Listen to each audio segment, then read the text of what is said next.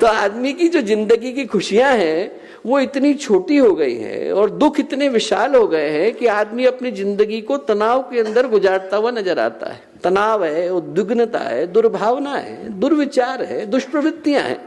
वो एक एक व्यक्ति के मन के अंदर इस कदर आकर के बैठ गए हैं कि हर व्यक्ति के मन में महाभारत सी मची हुई है। सुख, संतोष, तृप्ति, तुष्टि व्यक्ति भूल करके बैठा है। सब कुछ आप दे दीजिए तो भी आदमी के मन में ऐसा लगता है कि हमें तो कुछ मिला ही नहीं। कुबेर का खजाना भी मिल जाए तो व्यक्ति को ऐसा लगता है कि हमारे हाथ में तो कुछ आया नहीं। जो लोग घूस लेते हैं, बेईमानी करते हैं, भ्रष्टाचार करते हैं, उनमें से कई तो ऐसे हैं जो अरबों खरबों के स्वामी। उनसे आप पूछ करके देखिए कि जब आप अरबों खरबों लेकर के बैठे हैं तो आप भ्रष्टाचार क्यों करते हो? आदमी अपराध की रिस्क क्यों लेता है? उस समय में आदमी पुलिस के और कचहरी के चक्कर की रिस्क क्यों लेता है जब इतना पैसा लेकर के बैठा है? क्यों? क्योंकि मन में कहीं बहरे बैठ गया है कि जो मिला है वो कम है।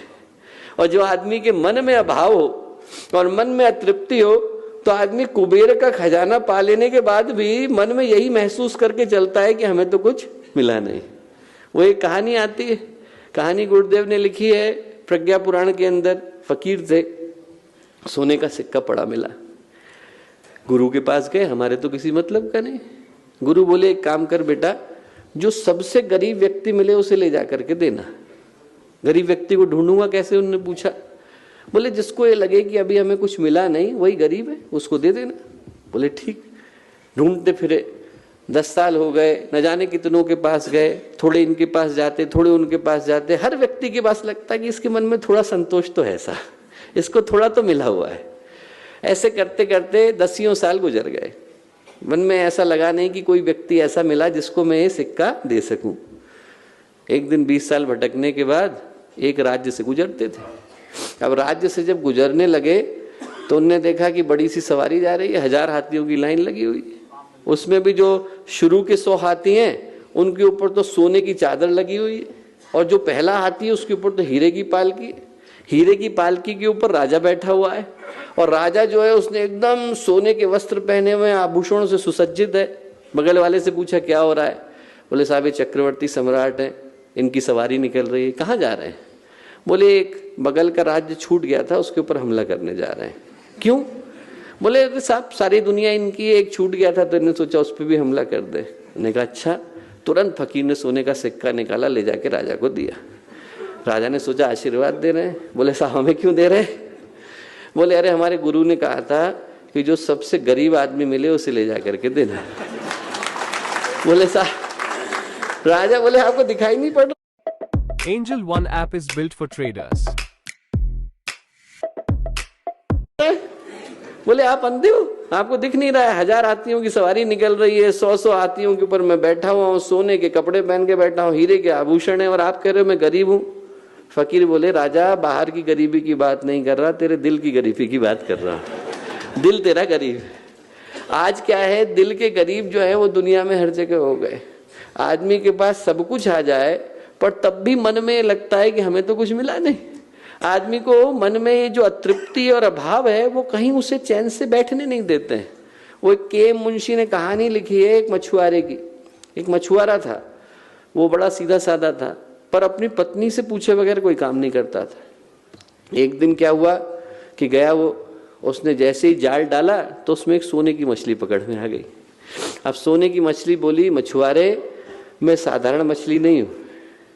बोले मैं सोने की मछली हूँ, जो तेरी कामना है तू मुझे बता और मैं तेरी इच्छा पूरी करूंगी, जो तेरी इच्छा है वो बता। उसने कहा अच्छा ठीक है, एक बार पत्नी से पूछ के आता हूँ। गया वो पत्नी से पूछने। पत्नी ने कहा जब तुझे ऐसी मछली मिल गई तो मेरे पास पूछने क्यों आया? ये मांगता कि तू देश का सबसे अमीर आदमी बने।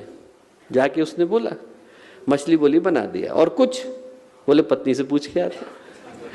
गया वो, पत्नी बोली अरे जब अब तक देश का सबसे अमीर आदमी बन गया था।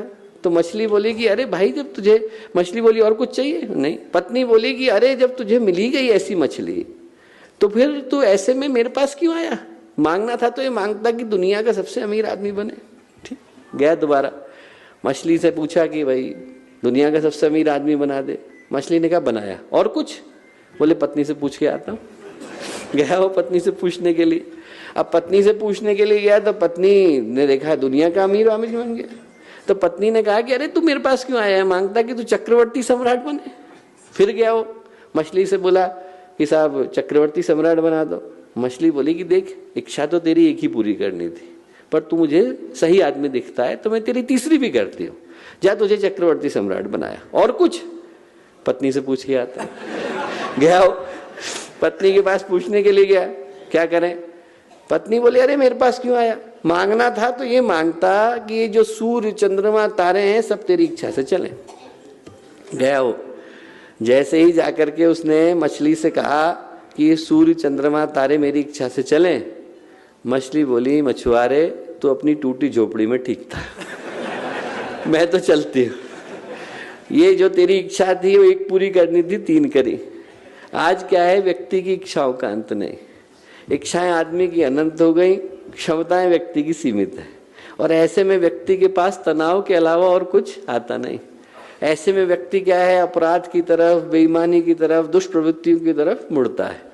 और मुड़ने के पीछे का कारण क्या है? यदि हम ये सोच करके देखें कि व्यक्ति अनैतिकता कर क्यों रहा है, पता हर व्यक्ति को है कि गलत है, पता हर व्यक्ति को है कि इस पथ में न मन की शांति मिलती है, न संतोष मिलता है, न परिवार वालों का अपनापन मिलता है, न समाज का सम्मान मिलता है, न व्यक्ति को पुण्य मिलता है और न व्यक्ति के मन में कोई तृप्ति का भाव होता है। उसके बावजूद व्यक्ति अनैतिकता के पथ पे चलता है, क्योंकि उसे लगता है कि इस पथ पर इतने लोग बढ़ रहे हैं, यदि इनके मन को कुछ नहीं मिला तो हो सकता है मेरे को मिल जाए। इस भाव के साथ व्यक्ति बढ़ता चला जाता है। और इस कारण क्या है